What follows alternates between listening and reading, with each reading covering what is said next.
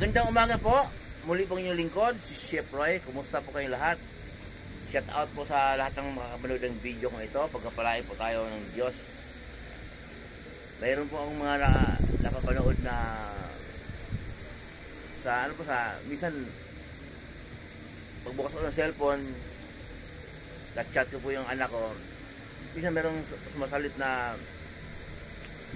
papanood ng video na yun ang pusa po na pag bigla pong tumabi sa amo niya, mayroon po siyang nakikitang mga bad spirit, masamang espiritu daw na nakikita ng mga pusa at pinoprotektahan niya ang kanyang amo, kaya bigla niyang tabihan. Yung pong daw umaalulong yung aso, di ba pa alam natin noon pa yun, narinig natin na pag umaalulong yung aso, mayroon daw pong nakikitang bad spirit.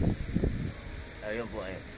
Yung pong bad spirit na po yun eh, sa totoo lang, totoo po yun. Yun po eh, mababasa sa Bible. Sa aklat po ni Job. Okay?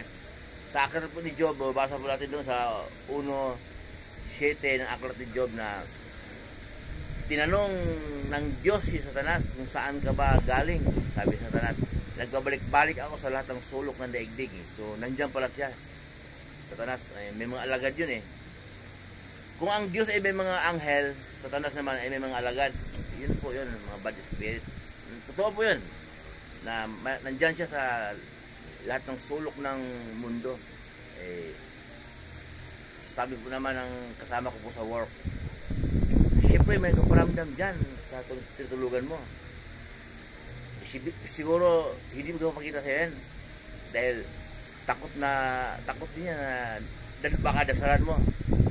Dahil ngumitin po ako, pero ang inyong lingkod po may basahin po para po sa inyo sa Old Testament po ito, sa Kawikaan 19:23. Pakinggan po ninyo, babasahin yung lingkod.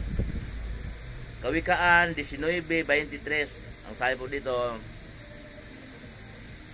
ang paggalang at pagsunod sa Diyos ay nagbibigay ng buhay. Ang gumagawa nito'y makakaranas ng kapayapaan at ligtas sa kapahamakan. Yun. Pagka tayo po ay sumunod sa kalooban ng Diyos, Diyos na makapangyarihan sa lahat po.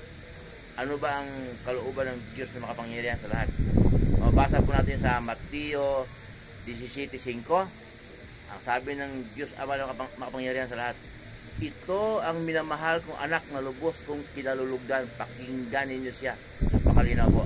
Ang tinutukoy niyang anak, si Jesus, pakinggan daw natin. So, ang turo ng ating Panginoong Jesus, yun ang ating pakinggan, ipamumuhay araw-araw, hindi kung kanyo-kanyo ng turo. Okay. Saan mabasa? Mabasa po natin sa mula Mateo hanggang bago mag-aklat ng pahayag. Yung aklat po ni Judas. Yun po, puro turo ng Panginoong Hesus yun. Yun po ang nais ng Ama. Diyos, Ama. Yun ang nais ng Diyos Ama na makapangyarihan sa lahat. Yung anak niya na si Hesus, Diyos din yun eh. Okay? Kaya, pag sumunod tayo sa turo ng Panginoong Hesus, sinunod natin ang kalooban ng Diyos Ama na makapangyarihan sa lahat. Binasa niya yung lingkod sa Kawikaan 19:23. So, hindi na po tayo kailangan maniwala na yung pusa pag tumabi sa atin eh.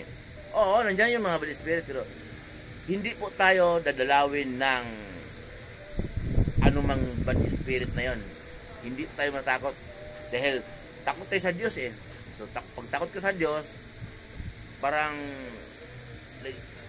yung mga utos ng laman natin, yung mga layaw, bisyo, gusto mong iwasan siya, nagtatalo eh. Yung katawan natin, na gusto ng bisyo, layaw, ang sarap kaya, ang babae, good vibe, ang bisyo na yan. Punta sa kasino, no? Kukontrahin po natin po dahil alam natin kung anong kalooban ng Diyos, alam natin kung anong gusto ng Diyos. Maglalaban yan hanggang sa kailangan pumanaig ang banal na espiritu. So ganon, may takot na tayo sa Diyos. Kung may takot tayo sa Diyos, hindi tayo dadalawin ng masama. Biblical po yun. Kaya hindi na kailangan na, ano ngayon, kung maalulong yung aso.